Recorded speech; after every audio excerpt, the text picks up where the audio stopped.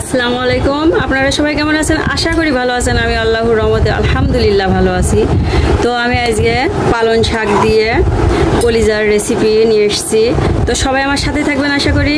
এটা গরুর কলিজা দিছি, আর অবশ্যই ভিডিওটা না টেনে দেখবেন আশা করি।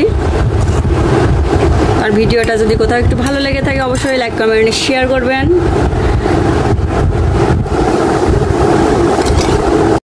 আমি আবারও চলে আসলাম আপনাদের মাঝে পালং শাক দিয়ে গরুর কলিজা দিয়ে রান্না করব।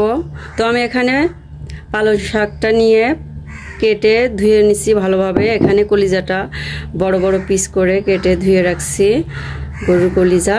আর এখানে রসুন, আদা আর পেঁয়াজ নিয়েছি। আমি এখন রান্নাটা শুরু করব। তো আমি কড়াইটি আগেই পানি দিয়ে রাখছিলাম, বলক উঠে আসছে। তো আমি এখন কলিজাটাগুলো দিয়ে দিচ্ছি। আমি কলিজাটা ভালোভাবে ধুয়ে নিছি, তো তাও রক্ত বের হয়। তো আমি কলিজাটা বলক উঠাই নিব। ওর রক্তটা মানে কিছু রক্ত থাকে, ওইটা বের হয়ে আসবে। তো আমি কিছুক্ষণ ঢেকে রাখছিলাম। বলক উঠে আসলে আমি কলিজাটা উঠাই নিয়ে আবার পরিষ্কার করে নিব ভালো পানি দিয়ে। দেখেন কত রক্ত বের হচ্ছে।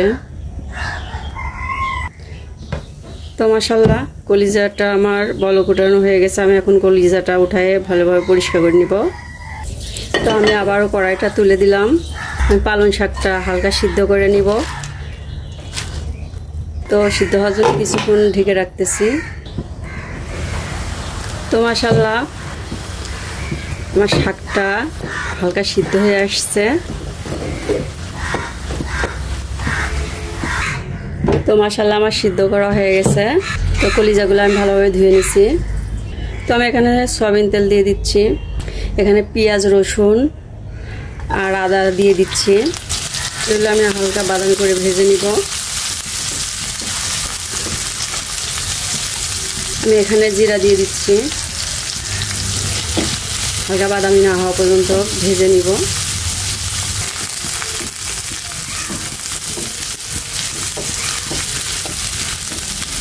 তো হালকা বাদামি হয়েছে। আমি এখন শাকগুলো দিয়ে দিব। শাকগুলো এর সাথে হালকা ভেজে নিব, তারপর সবার সাথে ব্লেন্ড করে নিব। আমি সব কিছু একসাথে আবারও ভেজে নিব, যাতে কাঁচা গন্ধটা না থাকে শাকের। তো আমি অফ ক্যামেরায় অনেক সময় ধরে ভেজে নিচ্ছি। তো মাশাআল্লাহ আমার আর অল্প একটু ভাজলেই হয়ে যাবে। এভাবে এই রেসিপিটা রান্না করবেন, অনেক সুস্বাদু হয়। তো মাশাআল্লাহ আমার ভাজা হয়ে গেছে। আমি এখন একটু হালকা ঠান্ডা করে ব্লেন্ড করে নিব। তো আমি সব একসাথে ব্লেন্ড করে নিব। তো আমি এখানে দুটো সাদা এলাচ দিয়ে দিচ্ছি। এখানে আমি আর একটু জিরা দিয়ে দিচ্ছি। এখন অল্প একটু পানি দিয়ে আমি ব্লেন্ড করে নিব। তো ব্লেন্ড করা হয়ে গেছে, আমি রান্নাটা শুরু করব। তো আমি এখানে আবার তেল দিয়ে দিচ্ছি, সয়াবিন তেল। এখানে কিছুটা পেঁয়াজ কুচি দিয়ে দিচ্ছি। তো আমি আগে পেঁয়াজ একটু ভেজে ব্লেন্ড করে নিচ্ছি, এই জন্য আমি পেঁয়াজটা একটু কম দিচ্ছি। আমি এখানে দুইটা তেজপাতা দিয়ে দিচ্ছি, দুইটা দারচিনি দিয়ে দিলাম। আমি ভালোভাবে এখন মিশিয়ে নিচ্ছি, মানে ভেজে নিচ্ছি, হালকা বাদামি করে নিব। তো আমার হালকা বাদামি হয়ে গেছে। আমি এখন এগুলো ব্লেন্ড করা মশলাগুলো দিয়ে দিলাম। তো মশলা দিয়ে আমি ভালোভাবে কষে নিব। যত ভালোভাবে কষাবেন ইনশাল্লাহ তরকারিটাও তো খুবই টেস্টি হয়। একটু ধৈর্য ধরে কষানো লাগবে। তো আমি অফ ক্যামেরায় অনেক সময় ধরে কষে নিচ্ছি, অবশ্যই একটু ভালোভাবে কষানো লাগবে। তো অনেক সময় ধরে আমি কষে নিচ্ছি। তো আমি এখন ব্লেন্ডার যেটা ব্লেন্ড করছি ওটার পানি, ওটা ধুয়ে পানিটা দিয়ে দিলাম।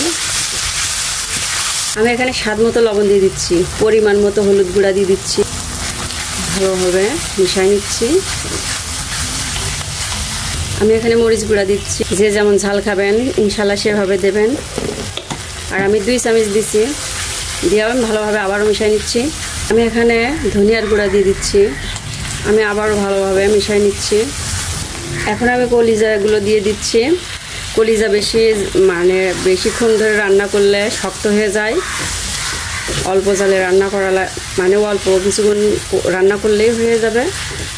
তো আমি ভালোভাবে কলিজাটা দিয়ে সুন্দরভাবে কষাই নিব। আমি কিছুক্ষণ ঢেকে রাখবো।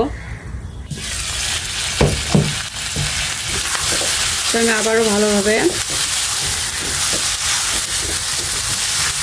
নেড়ে দিচ্ছি। ভালোভাবে কষে নেওয়া লাগবে।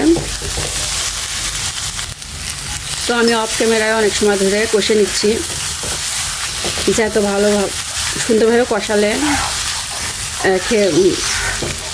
তরকারিটা খেতে অনেক টেস্টিফুল হয়। তো আমি এখানে একটু পানি দিয়ে দিচ্ছি, আবারও কষায় নিব, নিয়ে তারপরে ঝোলের পানি দিয়ে দিব ইনশাল্লাহ। তো আমি ভালোভাবে মিশিয়ে নিলাম। তো আমি এখানে 3টা পাকা মরিচ নিছি, নিয়ে মাথাটা চিড়ে দিছি যাতে ঝালটা বের হয়ে আসে। তো আমি আবারও ভালোভাবে মিশিয়ে নিচ্ছি। আমি এখন ঢেকে দিব।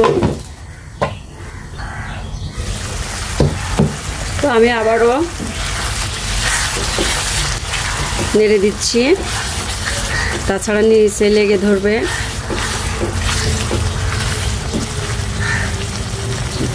আরও কিছুক্ষণ ঢেকে রাখবো। তো মাশাল্লাহ আমি অনেক সময় ধরে কষে নিচ্ছি।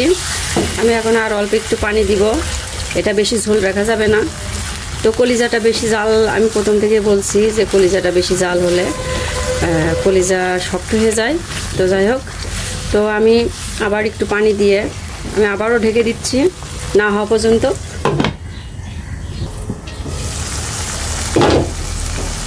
পালং শাকের তেলটা ভেসে উঠেছে।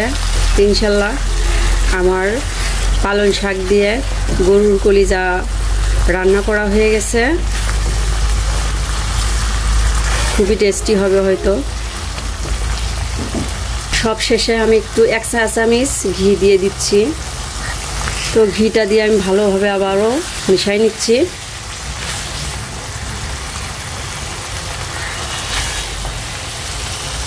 তো ঘিটা দিয়ে আমি ভালোভাবে মিশাই নিচ্ছি। এখন আমি নামাই দিব। আমার হয়ে গেছে কলিজা রান্নাটা। তো মাশাল্লাহ আমি ঢেলে নিয়েছি। তো কেমন হয়েছে একটু খেয়ে দেখি। আমি কলিজা কাটতেছি। এই রেসিপিটা অনেক টেস্টিফুল হয়।